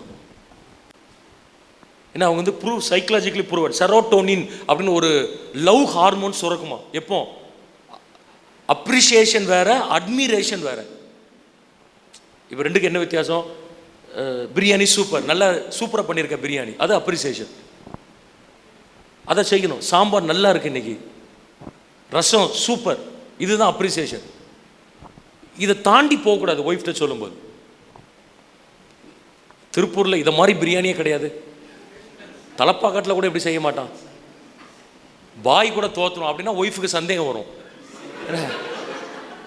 உண்மையிலே பாராட்டுறாரா அல்லது நம்மளை போட்டு வாங்குறாரா? ஸோ விமன் சைக்காலஜி என்னது? அப்ரிசியேஷன். மாற்றியும் செய்யக்கூடாது. போன வாரம் என் ஒய்ஃபு எல்லோ கலரில் ஒன்று செஞ்சு கொடுத்தா, நான் தக்காளி சாதம் நினச்சிக்கிட்டேன். நான் இது மாதிரி நூற்றுக்கணக்கான கேம்பில் பேசி பழகிருக்கோம்ல. ஸோ ஒய்ஃப்ட்ட சொல்லிட்டேன், தக்காளி சாதம் சூப்பர்ன்ட்டு. அவளுக்கு பயங்கர கோபம். அது தக்காளி சாதமே கிடையாது, அது பருப்பு சாதம். அப்போது நான் கண்டுபிடிக்கல அப்படிங்கிறதுக்கு முன்னாடி நம்மளை கிண்டல் பண்ணுறாரவங்க தான் வரும் அவங்களுக்கு. அதான் பெண்கள்கிட்ட உள்ள ப்ராப்ளம். இப்போ நம்ம நிறைய பேர் என்ன சொல்லுவோம், எங்கள் அம்மா புட்டை அவிச்சா எப்படி இருக்குன்னு தெரியுமா? நிறைய நேரத்தில் புட்டே அவிக்க மாட்டாங்க வீட்டில். என்ன, எங்கள் சித்தி மிளகு சிக்கன் வச்சா எப்படி இருக்குன்னு தெரியுமா? இது எல்லாமே அப்ரிசியேஷனுக்கு ஒரு தடை தான். ஸோ சாப்மன் சொல்கிறாரு, ஒரு நாளைக்கு 5 தடவையாவது பாராட்டுங்கிறார். கண்டுபிடிங்க. சாப்பாடை சொல்லுங்கள், ட்ரெஸ்ஸை சொல்லுங்கள். இப்போ பிஸ்னஸ் எவ்வளோ அழகாக சொன்னீங்க, 2 மணிக்கு வருவேன்னு சொன்னார் அவர். பிள்ளைகள் ஸ்கூலுக்கு போச்சா வந்துச்சா தெரியாது. அப்போ ஒருத்தர் அவர் ஃபீல்டில் சக்ஸஸாக இருக்கிறதுக்கு அவர் மட்டும் காரணம் கிடையாது. நிறைய வீட்டு நிகழ்வுகளை கவனித்து கொண்ட ஒருத்தங்க வீட்டில் இருக்கிறாங்க. நம்ம எல்லாருடைய வேலையும் அதான், அப்படி தானே? இல்லைன்னா என்ன ஆகும்? ஒரு மேனேஜர் வச்சு வீட்டை கவனிக்க முடியாது, ஒரு கேர்டேக்கர் வச்சு பிள்ளைகளை என்ன செய்ய முடியாது, நம்ம கவனிக்க முடியாது. அப்போ அதை பாராட்டணும். ஹஸ்பண்ட் வரும்போது அடுத்த லெவல், வெறும் நல்லா இருந்துச்சு அப்படின்னு சொல்லாமல் அடுத்த லெவலுக்கு போகணும். அட்மிரேஷன். உங்களை மாதிரி அப்படின்னு சொல்லணும். உங்களை மாதிரி யாருமே கிடையாது, ஓகேவா? உங்களை மாதிரி வண்டி யாருமே ஓட்ட, கேவலமாக கூட ஓட்டியிருக்கலாம். திருப்பூர் டிராஃபிக்கில் உங்களை மாதிரி இவ்வளோ அழகாக யாரும் வண்டி ஓட்ட முடியாதுங்க அப்படின்னு சொல்லி பாருங்கள். அவருக்கு வந்து இந்த செரோட்டோனின் வந்து அதிகமாக சுரக்குமா. நீங்கள் என்ன சொல்லுவீங்க? வண்டியை ஓட்டினீங்க, அடுத்த வாரம் ஆட்டோவில் வாரேண்ணா, அப்படி இல்லை. அப்போ அவருக்கு அந்த செரோட்டோனின்லாம் என்ன செஞ்சிடும்? டவுன் ஆகி அவருக்கு அன்பு சுரக்க போயெல்லாம் கசப்பு சுரந்துடும். அப்போ நம்ம இது யாருக்கு, அதனால தான் விவரம் தெரியாமல் சொல்லி வச்சாங்க. சைக்காலஜி தெரியாமல் பழமொழி சொல்லியிருக்கான். ஒவ்வொரு வெற்றி உள்ள ஒரு பெண்ணின் பின்னாடி, ஒரு ஆணுக்கு பின்னாடி யார் இருக்கிறா? ஒரு பெண் சொல்லக்கூடாது, ஒரு மனைவி. வேற யாராவது ஆபத்து அது என்ன? அப்போ நம்ம மாற்றுறோம், நம்ம கிறிஸ்டியன் லாங்குவேஜில் மாத்திரம் என்னது? ஒவ்வொரு வெற்றி உள்ள ஒரு கணவனுக்கு பின்பு ஒரு மனைவி இருக்கிறாள். அல்லேலூயா, ஆமென் சொல்லுங்க. அது வந்து வேர்ட்ஸ் ஆஃப் அஃபர்மேஷன் ஒன்று. ரெண்டாவது அவர் சொல்ல வருது, ரெண்டாவது என்னன்னு சொன்னால் குவாலிட்டி டைம். ஏன்னா நீங்கள் எல்லாம் பிஸ்னஸ் பீப்புள், ரொம்ப பிஸியாக இருப்பீங்க தெரியும். ஆனால் ஃபேமிலிக்குன்னு ஒரு 1/2 hour டெய்லி ஒதுக்குங்க. பிஸ்னஸ் அந்த 1/2 hourல அடி வாங்கினாலும் பரவாயில்லைங்கிற நான் ஒரு 1/2 hour, அதான் குவாலிட்டி டைம். உங்கள் டைரியில் குறித்து வைங்க 1/2 hour. இன்னும் முடிஞ்சால் நீங்கள் ஆஃபீஸுக்கு போகிற, இப்போ நம்ம நிறைய பேருக்கு வியாதி இருக்கும், ப்ரெஷர் இருக்கும், சுகர் இருக்கும், இருக்கா இல்லையா? அது இல்லாமல் இருக்கலாம். பட் வயசாக என்ன வரும்? ப்ரெஷர்ஸ் வரும், சுகர் வரும். அது இப்போ நீங்கள் போய் செக்கப்லாம் பண்ணிங்கன்னா இல்லாதெல்லாம் நமக்கு இருக்குன்னு சொல்லுவாங்க. ஒரு வாக்கிங், ஒரு 20 மினிட்ஸ் ஹஸ்பண்ட் ஒய்ஃபை தனியாக வாக்கிங் போகாதீங்க, ஒய்ஃபை கூட்டு போங்க. அந்த ½ அன் ஹவர் காம்பன்சேட் ஆயிரும். சாப்பிடும்போது செல்ஃபோன், எலக்ட்ரானிக் கேட்ஜெட்ஸ்லாம் எங்கேயாவது வச்சுட்டு பேசிட்டு சாப்பிட பழகுங்க. டெக்னோ ஃப்ரெண்ட்ஸ்னு ஒரு வார்த்தையை சொல்கிறாங்க கிறிஸ்டியன் சைக்காலஜிஸ்ட். டெக்னோ ஃப்ரெண்ட்ஸ் அது என்ன அர்த்தம்னா, டெக்னாலஜினால் குடும்பங்களில் வருகிற இடையூறுகள், the interference because of the technology, அதுதான் டெக்னோ ஃப்ரெண்ட்ஸ்னு சொல்கிறோம். நிறைய பேர் சாப்பிடும்போதே ஃபோனை நம்ம SMS அனுப்பிட்டே சாப்பிடுவோம். ஏன்னா பிஸ்னஸ் அது. நமக்கு சாப்பிடும்போதே ஃபோனில் தான் என்ன செய்வோம், சாப்பிடுவோம். ஸோ அந்த ஒரு 10 மினிட்ஸ் ஃபோனை தூக்கி தள்ளி வைங்க. தள்ளி வச்சுட்டு பேத்து உட்காந்து பேசிப்போம். Quality time. ஈசாக்கு தன் மனைவியோடு விளையாடி கொண்டிருந்தான். தமிழில் இருக்குது என்ன, இங்கிலீஷில் வந்து டிஃப்ரெண்ட் வேர்ஷன்ஸ் இருக்குது என்ன, டிஃப்ரெண்ட் வேர்ஷன்ஸ் இருக்குது. அதில் பாயிண்ட் என்னென்னா, he was spending time with his wife. அதான் பாயிண்ட்டு. மனைவியோடு நேரம் செலவழித்தான். ஸோ நீங்கள் என்ன ஹெக்டிக்காக பிஸ்னஸ் வச்சுருந்தாலும் கவனிங்க, ஒரு ½ அன் ஹவர் சொல்லுது, குறைஞ்சது சொல்கிறேன், மினிமம் ½ அன் ஹவர் கண்டிப்பாக இருக்கணும். கண்டிப்பாக என்ன செய்யணும், இருக்கணும். அப்பாயின்மெண்ட் போட்டு வேலை பார்க்குற ஆட்கள்லாம் போட்டு வைங்க. தலை போகிற அப்பாயின்மெண்ட் தான் சொல்லுங்கள். பிள்ளைகளை கூட்டு இன்றைக்கி வெளியே போகிறேன்னு சொல்கிறீங்க, ஹோட்டல் கூட்டு போகிறேன்னு சொல்லியிருக்கீங்க என்ன, அப்போ கரெக்டாக முக்கியமான பிஸ்னஸ் வரும். எனக்கு இன்னொரு அப்பாயின்மெண்ட் இருக்குதுன்னு சொல்லுங்கள். நாங்கள் பாஸ்டர்ஸ்க்கே தான் சொல்லிக் கொடுக்குறோம். இப்போ எங்கள் பிள்ளைங்களாம் ஊழியத்துக்கு வரமாட்டேன்னு சொல்கிறதுக்கு காரணம் என்ன, வீட்டை கவனிக்காமல் ஊழியத்தை கவனிப்போம். எங்களை சொல்லலை, பொதுவாக சொல்கிறேன். கிளம்புவோன்னு சொல்லியிருப்போம், கரெக்டாக பாஸ்டர் ஒரு 5 நிமிஷம் ஒருத்தர் வந்து உட்காருவார், 5 மணி நேரம் பேசுவார். நமக்கு விசுவாசிகள் தான் முக்கியம், சபை தான் முக்கியம், ஊழியம் தான் முக்கியம். கடைசி பிள்ளைகள்லாம் டென்ஷனில் என்ன செஞ்சுருப்பாங்க, ஒய்ஃப் ஒரு சமாளிக்கலாம், பிள்ளைகள் என்ன செய்ய மாட்டாங்க, சின்ன பிள்ளைகள் அவ்வளோ வாலிப வயசில் இருப்பாங்க, அவங்களுக்கு தெரியாது என்னன்னு சொல்லி. ஸோ எங்களுக்கு இன்னொரு அப்பாயின்மெண்ட் இருக்குது. ஃபேமிலிங்கிறது முக்கியமான அப்பாயின்மெண்ட். சொல்லுங்கள், 7:30க்கு ஃபேமிலின்னு போட்டிங்களா, எவ்வளோ இம்பார்ட்டன்ட் கால்னாலும் சொல்லுங்கள். 2 ஹவர்ஸ் தான் இப்போ அவைலபிளாக கிடையாது, இன்னொரு அப்பாயின்மெண்ட் இருக்குது. முடிஞ்சால் நைட்டு 10 மணிக்கு நான் மீட் பண்ணுவோம். டைம் 1 மணிக்குனாலும் மீட் பண்ணுவோம். ஆனால் எனக்கு இந்த அப்பாயின்மெண்ட் முக்கியமானது. ஒத்துக்கொள்கிறவங்க ஒரு ஆமின்னு சொல்லி சொல்லாமா என்ன, குவாலிட்டி டைம் குறித்து வைக்கணும். தரமான நேரம், தரமான. நீங்கள் லாங் ரனில் இந்த குவாலிட்டி டைம் இல்லாமல் வாழ்க்கை போகக்கூடாது. சரிண்ணா? இதுவரை கணவன் மனைவியை உட்காந்து பேசாதவங்க என்ன, கணவன் மனைவியாக டைம் எடுக்காதவங்க இன்றைக்கி எடுங்க. அதுதான் இந்த பிஸ்னஸ் ஃபெல்லோஷிப்போட சக்ஸஸாக இருக்கும். வருஷத்துக்கு ஒரு தடவையாவது 2-3 நாள் எல்லாத்தையும் விட்டுட்டு, உங்கள் பிஸ்னஸ் எல்லாம் விட்டுட்டு எங்கேயா தனியாக ஒரு இடத்துக்கு போயிட்டு வாங்க. அல்லேலூயா. மனைவியோடு, ஆமாம், பிள்ளைகளோடு, மனைவி பிள்ளைகளோடு என்ன, வளர்ந்த பிள்ளைகள்லாம் 2 ரூம் போடுங்க, அவங்களுக்கு ஒரு ரூம், உங்களுக்கு ஒரு ரூம். அங்கே பிஸ்னஸ்லாம் ஒன்றும் கிடையாது. நாங்கள் எங்கேயாவது வெளியே இப்போ நானும் செக்ரட்டரியாக இருக்கிற, தலைக்கு போகிற வேலை எங்கேயாவது 2 தடவை நான் கேன்சல் பண்ணியிருக்கிறேன். பாண்டிச்சேரி பக்கம் ஒன்று, ஏற்காடு பக்கம் ஒன்று, ரூம்லாம் புக் பண்ணி கேன்சல். பிள்ளைலாம் டென்ஷனில் இருப்பாங்க. என்ன இது அஃபிஷியல்ஸ் அல்ல, இது அன்அவாய்டபிள், தவிர்க்க முடியாது. பட் ஆனால் டைம் கண்டுபிடிக்கிறேன் நான். அப்போ கேட்பேன், என் பொண்ணுலாம் கேட்பா, டாடி மீட்டிங் போகிறீங்களா, நீங்களே கூப்பிட்டு போகிறீங்களா? மீட்டிங்லாம் வேண்டாம், வாங்க திருப்பூர் போவோம், அங்கே போய் என்ன பண்ண போகிறோம், பிஸ்னஸ் ஃபெல்லோஷிப் போவோம், நீங்களே போயிட்டு வாங்க. என்ன அதுக்கு நாங்கள் வரணும்? இந்த மாதிரி பிரசங்கத்தை 100 தடவை கேட்டோம், அதுக்கு நாங்கள் வரல. அப்போ திருப்பூர் போகிறோம், எதுக்கு போகிறோம்? No meetings. அவளுக்கு 17 வயசு, +2 படிக்கிறா. நம்ம பாண்டிச்சேரி போகிறோன்னொன்னே மீட்டிங்கான்னு கேட்பா. மீட்டிங்னா வரமாட்டாங்க. இந்த மீட்டிங்னால என்ன ஆயிடுச்சு, அவங்களுக்கு அலர்ஜியாகிற அளவுக்கு மீட்டிங் ஆயிடுச்சு. ஸோ நான் என்ன சொல்லலாம், அப்போ இவர் எங்கே போனாலும் ஒட்டில் புட்டு வைக்கிறாள். அங்கே போய் ஒரு மீட்டிங், ஒரு கேம்ப் வச்சுட்டு அப்படி நம்மளை எங்கேயா தங்க வச்சுட்டு, இப்போ நானே லேட்டாக தான் பழகினேன். கேம்புக்கு போய் இவங்களை ஹோட்டலில் தங்க வச்சுட்டு, நான் அங்கே ஒரு நாள் ஃபுல்லாக பிரசங்கம், நானே ஒய்ஃபும் போய் பிரசங்கம் பண்ணிவிட்டு ஈவினிங் வந்து டயர்டாக வருவோம், வெளியே போகலாம் அப்படின்னா ரொம்ப டயர்டாக இருக்கும். நான் என்ன சொல்கிறேன், அந்த பிஸ்னஸே ஊழியம் என்றைக்குனாலும் பண்ணலாம்.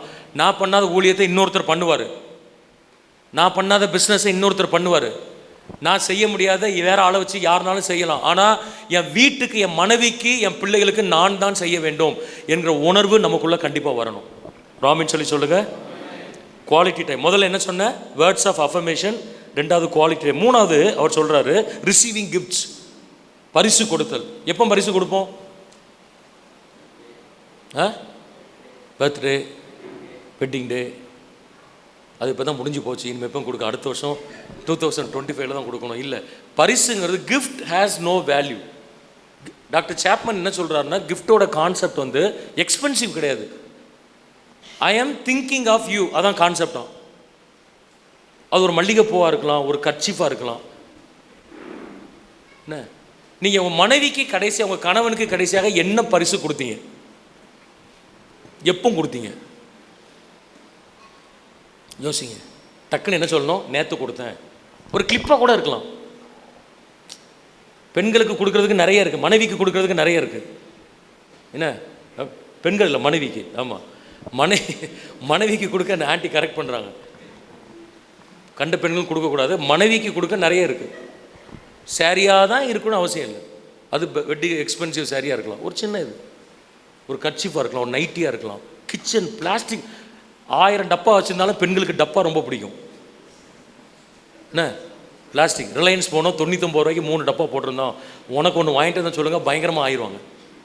அதை மாதிரி 100 டப்பா வச்சுருப்பாங்க. டப்பர்வேர் வாங்கிட்டு இருந்தால், சில்வர் கிளாஸ், கண்ணாடி பாட்டில் 2 வாங்கிட்டு. நான் சொல்லுறது எக்ஸ்பென்சிவாக இருக்குன்னு அவசியமே கிடையாது.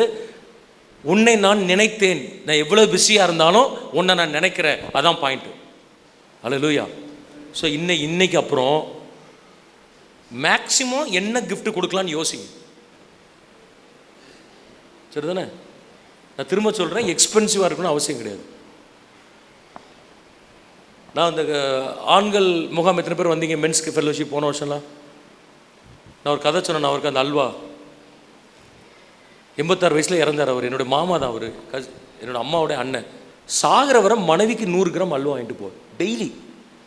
அவர் ஆரம்பத்தில் சின்ன பிஸ்னஸ்மேன், ரொம்ப காசு கிடையாது. 100 ஒய்ஃப், 7 பிள்ளைகள் அவருக்கு. 2 பேர் தான் ரசிக்கப்பட்டார். அதில் ஒருத்தர் பாஸ்டர், அசம்பிளிஸ் அவரில் திருவண்ணாமலை செக்ஷன் பிரஸ்பைட்டராக இருக்கிறாரு. பிஸ்னஸ் வளர்ந்துச்சு, டெக்ஸ்டைல் பிஸ்னஸ் பண்ணார், பெரிய லெவலில் பண்ணார். இப்போ நினச்சாருன்னா அவர் அல்வா கடையே வைக்கலாம். ஆனால் அதே 100 அல்வா யாருக்கு மட்டும்தான்? ஒய்ஃபுக்கு மட்டும் டெய்லி, பசங்களுக்கெல்லாம் கிடையாது. அவங்க டீச்சர் இருந்த அத்தை, இவர் 11:30 மணிக்கு கடையை பூட்டிட்டு வர சாப்பிடாம உட்காந்துருப்பாங்க. மறுநாள் சீக்கிரம் ஸ்கூலுக்கு போனவங்க சாப்பிடாம உட்காந்துருப்பாங்க. இவர் கூட உட்காந்து சாப்பிடுவாங்க. 86 வயசு. நான் இதில் பாயிண்ட் என்னென்னா, ரட்சிக்கப்படாதவர். அப்போ ரட்சிக்கப்படாதவருக்குள்ள அவ்வளோ ஒரு அன்பு இருக்குன்னு சொன்னால், பைபிளை தூக்கிட்டு போகிற நமக்கு எவ்வளோ இருக்கணும் யோசித்து பாருங்க. அப்போ எதையாவது சம்திங் டு கிவ், எதையாவது ஒன்று என்ன செய்யணும்? டெய்லி நான் சொல்லலை, அடிக்கடி கொடுக்க வேண்டும்.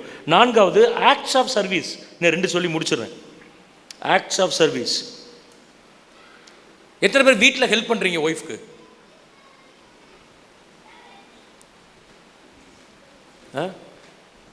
சில பேர் கை தூக்க பயமாக இருக்குது, பக்கத்தில் உட்காந்துருக்காங்க. வீட்டில் ஹெல்ப் பண்ணுறீங்களா? Very good.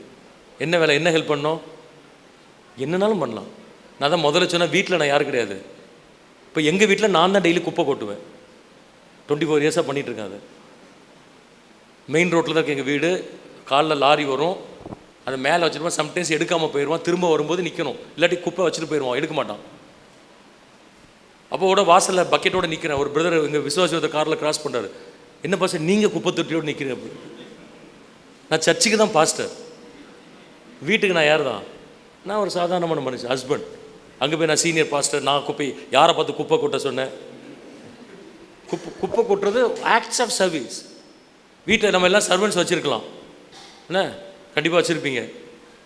சமைக்க தெரியாமல் இருக்கலாம், ஆனால் சின்ன சின்ன ஹெல்ப் பண்ணுறீங்களா? உங்கள் மனைவி வியாதியாக இருக்கும்போது என்ன உதவி செய்கிறீங்க? யோசிங்க. உப்பு இல்லைன்னு சொல்ல தெரியுது, சாப்பாடு குறை சொல்ல தெரியுது, அதை சமைக்கிறதுக்கு நம்முடைய பங்கு என்ன? வெட்டி கொடுக்குறதா இருக்கலாமே. ஒரு இது மாதிரி தான் ஒரு கேம்பில் ஒய்ஃபு சொல்கிறாங்க, அவருக்கு சமைக்க தெரியாதுன்னாரு. சமைக்கலாம் வேண்டாம் பாஸ்டர், கிச்சனில் நான் சமைக்கும்போது என் பக்கத்தில் வந்து நிற்கலாமே, எனக்கே அப்போ தான் வெளிச்சம் கிடைக்கும். அப்படிலாம் ஆக்ட் ஆஃப் சர்வீஸ் இருக்குது. வெண்டைக்காய் வெட்ட வேண்டாம், ஏன்னா வெண்டைக்காய் வெட்டினா அந்த மிஷினை உடச்சிருப்பார் இவர். சில பேர் கிச்சனுக்கு எப்போது போய் என்ன பண்ணுவாங்கன்னா, இந்த யானை போகுது இனிமேல் கிச்சனுக்கே நீ கூப்பிடக்கூடாதுன்னு சொல்லி ஒரு அமுக்குவாங்க, அது உடஞ்சிருக்கும். அது அப்போ ஆக்ட்ஸ் ஆஃப் சர்வீஸ் அப்படிங்கிறது, ஐ எம் வித் யூ, நான் உன் கூட இருக்கிறேன். இன்றைக்கி சர்வன் வரல, நான் பாத்திரம் கழுவுறேன். சர்வன் இன்னைக்கு வரல, நான் வீடு துடைக்கிறேன். செய்யலாமா? என்ன முறைச்சி பார்க்குறீங்க? செய்யணும். இதை அமெரிக்கன் கான்டெக்ஸ்டில் ஒருத்தர் சொல்கிறாருன்னா நம்ம கான்டெக்ஸ்டில் யோசித்து பாருங்கள், நம்ம ரொம்ப அதிகமாகவே என்ன செய்யணும். ஸோ இதுவரை வீடுகளில் சின்ன சின்ன உதவி செய்யாதவர்கள் நீங்கள் இன்றைக்கு செய்து பழக வேண்டும் என்று அன்புடன் கேட்டுக்கொள்கிறோம். என்ன அது செய்யும்போது என்ன வருதா, த இன்டிமசி அதிகமாகுது. அதான் பாயிண்ட்டு. நம்ம 4 பேரை வச்சு வீட்டு வேலையெல்லாம் பார்க்கலாம், பணம் எவ்வளோ இருக்கலாம், அது பாயிண்ட் இல்லை. பட் நான் டைரெக்டாக பண்ணுறேன் அப்படிங்கிறது அந்த இன்டிமசி என்ன செய்யுது. கடைசியாக ஒன்று சொல்லி நான் முடிச்சிடுறேன். ஃபிசிக்கல் டச் அவர் சொல்கிறது சொல்லுங்கள் எல்லாரும் என் கூட சேர்ந்து. வேர்ட்ஸ் ஆஃப் அஃபர்மேஷன், பாராட்டு மொழி. நம்பர் 1 சொல்லுங்கள். நம்பர் 2 குவாலிட்டி டைம், தரமான நேரம். நம்பர் 3 பரிசுகள் கொடுத்தல், என்ன ரிசீவிங் அல்லது giving gives. Number 4 acts of service, சின்ன சின்ன வேலைகள். Number 5 physical touch. அவர் சொல்கிறது ஃபிசிக்கல் டச் அப்படின்னா செக்ஷுவல் ரிலேஷன்ஷிப்பாக தான் இருக்கணும்னு அவசியம் கிடையாது. டாக்டர் மார்க் ஃபர்டல் அப்படின்னு சொல்லக்கூடிய ஒரு கிறிஸ்தவ உளவியல், இவங்கெல்லாம் அமெரிக்காவில் பல ஆண்டுகள் 30, 40, 50 ஆண்டுகள் குடும்ப முகாம்கள் நடத்தி ஆராய்ச்சிகள் பண்ணி புத்தகங்களை எழுதி, நம்ம லாங்குவேஜ் சொன்னால் பழம் தின்னு கொட்டை போட்ட ஆட்கள் இவங்கெல்லாம், ஏன்னா well known Christian psychologist. So Mark ஃபர்டல் சொல்கிறாரு, டாக் அண்ட் டச் சார்ஜ்னு ஒன்று இருக்கும். சரிதானே? அவர் சொல்கிறார் பாருங்க, 20 மினிட்ஸ் ஹக், 20 செகண்ட் மனைவியை அணைத்து கொள்ளுதல், ஆக்சிடோசின் அப்படின்னு ஒரு ஹார்மோன் சுரக்கும். நான் சொல்கிறது வந்து இப்போ தீர்க்கதரிசி சொன்னது கூட நம்ப முடியாது, சில நேரத்தில் போகிற போக்கில் அடிச்சு விட்டு போவாங்க. ஆனால் இந்த ரிசர்ச்சில் கண்டுபிடிக்கிறாங்க பாருங்கள், அதெல்லாம் என்ன கிடையாது, பொய் கிடையாது, ப்ரூவன். ஆயிரக்கணக்கான குடும்பங்களில் கொஸ்டினர் கொடுத்து ஆராய்ச்சி பண்ணி கண்டுபிடிக்கப்பட்டவைகள். அவர் சொல்கிறாரு ஆக்சிடோசின் அப்படிங்கிற ஒரு hormone, something to to with efficiency அப்படின்னு சொல்கிறார். என்ன something to to with intimacy, நெருக்கத்தை அதிகரிக்கிற ஒரு ஹார்மோன், அது சுரக்கலாம் 20 செகண்ட். அப்போ இந்த ஃபிசிக்கல் யூனியனுக்காக மட்டும்தான் மனைவியை தொடுறது, ஹஸ்பண்டை தொடுறது அப்படி கிடையாது. த டச் வந்து ஆன் பேசிஸ் ஆஃப் லவ். இப்போ தமிழில் ஒரு பழமொழி சொல்லுவாங்க, குரங்கு மாதிரி ஒன்று இருக்கும்போது ஒய்ஃப், கிளி மாதிரி ஒய்ஃப் இருக்கும்போது சொன்னாங்களா? ஏன் சொன்னாங்க? கிளி வந்து அழகாக இருக்கும், ஆனால் ஷேர் பண்ணாதான். அதுக்கு ஒரு ஃப்ரூட் கிடச்சா தனியாக உட்காந்து சாப்பிட்டுட்டு இருக்கும். குரங்கு என்ன பண்ணும்? சேட்டை பண்ணும். அதனால் நம்ம குரங்கு சேட்டைனே சொல்லியிருக்கோம். குரங்கு சும்மா இருக்குமா? நீங்கள் நெக்ஸ்ட் டைம் குற்றாலம் போகும்போது அருவியை பார்க்காம குரங்கை பார்த்துட்டு வாங்க, குரங்கை ஸ்டடி பண்ணிட்டு வாங்க. குரங்கு என்ன பண்ணும்? சும்மா இருக்கும்போது அப்படி தோல் மேலே கை போட்டு உட்காந்துருக்கும், அப்படி ஒரு உத்து பார்த்துட்டு இருக்கும். முடி என்ன செய்யும்? அப்படி பண்ணி விடும், பார்த்துருக்கீங்களா? முதுகு அப்படி பிடிச்சி இப்படி பண்ணும், சுரண்டி விடும், வாழை வச்சு அடிக்கும். அதுக்கு ஏதாவது ஒன்று கிடச்சிது அப்படின்னா ஒன்று சாப்பிட்டுட்டு அதுக்கு கொடுக்கும். ஸோ நம்ம ஆட்களுக்கு சைக்காலஜி தெரியல, ஆனால் பிரின்சிபிள் தெரிஞ்சு வச்சுருக்காங்க. நீங்கள் ஒருவேளை கிளி மாதிரியான ஆட்களாக இருக்கலாம், but if you don't share, அதான் point. If you don't take care of, பிசாசு ஒரு குரங்கை கொண்டு வருவான். இப்போ நிறைய பேர் வாழ்க்கையில் தான் நடந்திருக்கு. எத்தனை வயசானாலும் பாலியல் உறவுகளில் ஏன் தப்பி போயிருக்கிறாங்க? நீங்கள் அவங்களெல்லாம் ஈவன் ஊழியக்காரங்களே போகிறாங்க. தப்பி போகிறதுக்கு காரணம் என்ன? ஒன்று, அவங்களுக்கும் ஆண்டவருக்கும் கனெக்ஷன் இல்லை, ஒரு பூவர் கனெக்ஷன் இருந்திருக்கு, வெளியே தெரில. இன்னொன்று, அவங்களுக்கும் ஒய்ஃபுக்கும் கனெக்ஷன் இல்லை, அதான் ப்ராப்ளம். மனைவியோடு யாரெல்லாம் சரியாக கனெக்ட் ஆகிருக்காங்களோ அவர்கள் வழி தப்பி போகிறது ரொம்ப ரொம்ப கஷ்டம். ஆனால் யாரெல்லாம் கனெக்ட் ஆகலையோ, நம்மளாம் நல்ல ஆட்கள் தான், ஆனால் கனெக்ட் பண்ணுறதுக்கு ஒரு பிசாசு ஒன்று கொண்டு வருவோம். ஸோ அதனால தான் ஃபிசிக்கல் டச் அப்படிங்கிறது என்னது ரொம்ப ரொம்ப முக்கியமானது. இதுக்கு மேலே ரொம்ப டைம் ஆச்சு, ரொம்ப பேச முடியாது. ஸோ நீங்கள் இந்த 5 குறிப்புகளை மனசில் வைத்துக்கொள்ளுங்க. 5 குறிப்பை நீங்கள் என்ன செய்யுங்க, மனசில் வைங்க. 2:10 ஆயிடுச்சு. ஆவிக்குரிய நெருக்கம், உணர்வு பூர்வமான நெருக்கம், ஸ்பிரிச்சுவல் இன்டிமசி, எமோஷனல் இன்டிமசி. இந்த 2ஐயும் வரக்கூடிய நாட்கள், இந்த மீதம் ஒரு 5 மாதம் இருக்குது. கொஞ்சம் ட்ரை பண்ணுங்களேன். இந்த 7 மாதம் பண்ணாததை எழுதி வச்சு இந்த 5 மாதத்தில் ட்ரை பண்ணி பாருங்கள். என்ன உங்களுடைய ஆவிக்குரிய நெருக்கத்தை அதிகரிக்க, உணர்வு பூர்வமான நெருக்கத்தை அதிகரிக்க ட்ரை பண்ணி பாருங்கள். எழுதி வேணா தரோம். 2025 உங்கள் ஃபேமிலி வித்தியாசமாக இருக்கும். அல்லேலூயா. நம்முடைய ஃபேமிலிக்கு விரோதமாய் செயல்படுகிற எல்லா பிசாசின் தந்திரங்களையும் கர்த்தர் என்ன செய்வார்? ஆண்டவர் உடைத்தப்படும். எல்லோரும் எழுப்பி நிற்போம். என்னுடைய ஃபேமிலியை வந்து எல்லோரும், பிள்ளைகள்லாம் வாங்க, இப்போ பிள்ளைகளை வந்து வெளியே நிற்கிற பிள்ளைகள்லாம் வாங்க, பிள்ளைகள்லாம் வர சொல்லுங்கள். தம்பி, பிள்ளைகளை வர சொல்லுங்கள். கொஞ்சம் ஒரு 2 மினிட்ஸ் 2-3 மினிட்ஸ் ஜோம் பண்ணி முடிக்க போகிறோம். கரங்களை கோத்துக்கொள்ளுங்க. ஃபேமிலி வந்துருந்தீங்கன்னா கை பிடிச்சிக்குங்க. ஹல்லேலூயா, ஸ்தோத்திரிக்கிற ஆண்டவரே. பிள்ளைகள் இருந்தால் பிள்ளைகள் கையும் பிடித்து கொள்ளுங்க. ஒரு 1 மினிட் நல்ல கண்களை மூடி ஆவியில் நிரம்பி ஒப்பு கொடுத்து ஜோம் பண்ணுங்க. ஆண்டவரே, நானும் என் வீட்டாரும் யோசுவா சொன்னதை போல உமக்காய் ஓட, உம்மை நேசிக்க, உம்மை சேவிக்கிற கிருபைகளை எங்களுக்கு தாரும் ஆண்டவரே. எங்களுக்குள்ள கசப்புகள், வருத்தங்கள், ஏதாவது பேசிக்கொள்ளாத தன்மைகள், சந்தேகங்கள், குறை சொல்லுதல்கள், நிறைய விஷயங்களை சொல்லிட்டே போகலாம். நெகட்டிவை பெருசுப்படுத்துறது, இப்படிப்பட்ட எண்ணங்கள் எங்களுக்குள்ளே இருக்கும் என்று சொன்னால் இந்த ஃபெல்லோஷிப்பில் அவைகளெல்லாம் எங்களை விட்டு போகட்டும் ஆண்டவரே. நல்ல வாய் திறந்து ஒப்பு கொடுத்து ஜோம் பண்ணுவோம். அவைகளெல்லாம் எங்களை விட்டு போகட்டும் ஆண்டவரே. ஓ ஹல்லேலூயா, ஸ்தோத்திரிக்கிறோமப்பா, நன்றி செலுத்துகிறோம், நன்றி செலுத்துகிறோம். எங்களுக்குள்ள நெருக்கம் அதிகமாகட்டும் சொல்லுங்கள். இதுவரை நாங்கள் இணைந்து ஜோம் பண்ணாமல் இருக்கலாம். இன்றைக்கி பிளான் பண்ணுறோம், ஒரு 5-10 நிமிஷமாவது கை பிடித்து கொண்டு நாங்கள் சேர்ந்து ஜோம் பண்ண போகிறோம். யாரெல்லாம் தீர்மானம் பண்ணுறீங்களோ நல்லா கைகளை பிடித்து கொண்டு ஜோம் பண்ணுங்க. மனசில் தீர்மானம் பண்ணுங்கள். ஒரு 5 to 10 மினிட்ஸ் நல்ல கரங்களை கோத்து கொண்டு இந்த பிள்ளைகள் வாங்க, பேரண்ட்ஸ் கிட்ட வாங்க, பிள்ளைகள் வாங்க, முன்னாடி வாங்க, உங்கள் டேடி மம்மி கிட்ட வாங்க, கை பிடித்து பிள்ளைகள் கையை சேர்த்து பிடித்து கொள்ளுங்கள். சொல்லுங்கள், ஆண்டவரே எங்களுக்குள்ள ஸ்பிரிச்சுவல் இன்டிமசி வரட்டும் ஆண்டவரே. எங்கே ஸ்பிரிச்சுவாலிட்டி வீக்காக இருக்கோ அங்கே பிசாசு ஈஸியாக உள்ளே வருவான், ஈஸியாக உள்ள வரும். இன்றைக்கி தீர்மானம் பண்ணுறோம், எங்கள் குடும்பங்களுக்கு விரோதமாய் கிரியை செய்கிற ஆவிகள், குடும்பங்களுக்கு விரோதமாய் கிரியை செய்கிற ஏவல் ஆவிகள், தந்திரங்கள், மனித ஆவிகள், பொறாமைகள், எரிச்சல்கள், வன்கண்கள் எல்லாவற்றையும் நசனாக இயேசு கிறிஸ்துவ நாமத்தினாலே கட்டி அதம் பண்ணி நிர்மூலமாக்கி நாங்கள் ஜெபிக்கிறோம் ஆண்டவரே. நல்ல ஆவியில் நிரம்பி விட்டு கொடுத்து ஜெபம் பண்ணுமாக. எங்களுக்குள்ள எமோஷனல் இன்டிமசி வரட்டும் ஆண்டவரே, எமோஷனல் இன்டிமசி வரட்டும் ஆண்டவரே. நண்டு உணர்வுகளில் வறண்டு போய் இருக்கிறது என்று சொன்னால் இன்றைக்கு பரிசுத்த ஆவியானவர் தொடுவீராக. எங்களுக்குள்ளே கசப்புகள் இருக்கும் என்று சொன்னால், எதையோ ஒன்றை குறித்த காயங்கள், பல நாட்டில் இருதயத்தில் காயங்கள் இருக்கும் என்று சொன்னால், வருத்தங்கள் இருக்கும் என்று சொன்னால், சந்தேகங்கள் இருக்கும் என்று சொன்னால், இன்றைக்கு இயேசுவின் நாமத்தினாலே அவருடைய சமூகத்தில் திருச்சபையில் வைத்து நாங்கள் ஜெபிக்கிறோம். இவைகள் எல்லாம் மாறட்டும் ஆண்டவரே, இவைகள் எல்லாம் மாறட்டும் என்று சொல்லி ஜெபிக்கிறோம். இன்றைக்கு கர்த்தர் ஒரு விடுதலை தருவீராக, ஆவிலே ஒரு விடுதலை தருவீராக, உணர்விலே விடுதலை தருவீராக. ஒரு இன்னர் ஹீலிங் வரட்டும் என்று சொல்லி நாங்கள் ஜெபிக்கிறோம் ஆண்டவரே. ரீமானாவா ஷந்தா ரோகா பாபா, let there be inner healing. எங்கள் வாழ்க்கையில ஒரு உள்ளான காயங்கள் மாறட்டும் ஆண்டவரே. இது மனிதர்களால் மாற்ற முடியாது, இயேசுவால் மாற்ற முடியும். தேவ சமூகத்தில் இவரெல்லாம் மாற்ற முடியும் ஆண்டவரே.